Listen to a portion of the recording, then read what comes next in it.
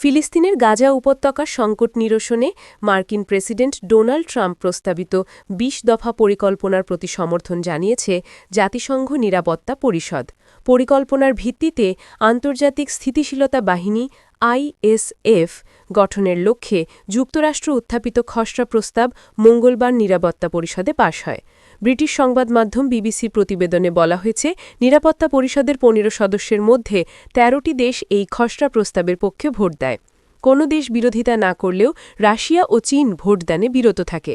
পক্ষে ভোট দেওয়া দেশগুলোর মধ্যে যুক্তরাজ্য, ফ্রান্স ও সোমালিয়া উল্লেখযোগ্য। মার্কিন পরিকল্পনায় গাজায় আইএসএফ মোতায়েন করে এলাকা স্থিতিশীল করা, বেসামরিক নাগরিকদের সুরক্ষা নিশ্চিত করা এবং মানবিক সহায়তার পথগুলো নিরাপদ রাখার কথা বলা হয়েছে। পাশাপাশি হামাস সহ গাজার অরাষ্ট্রীয় সশস্ত্র গোষ্ঠীগুলোর অস্ত্র স্থায়ীভাবে নিষ্ক্রিয় করাও বাহিনীর অন্যতম দায়িত্ব হবে বলে খসড়ায় উল্লেখ রয়েছে।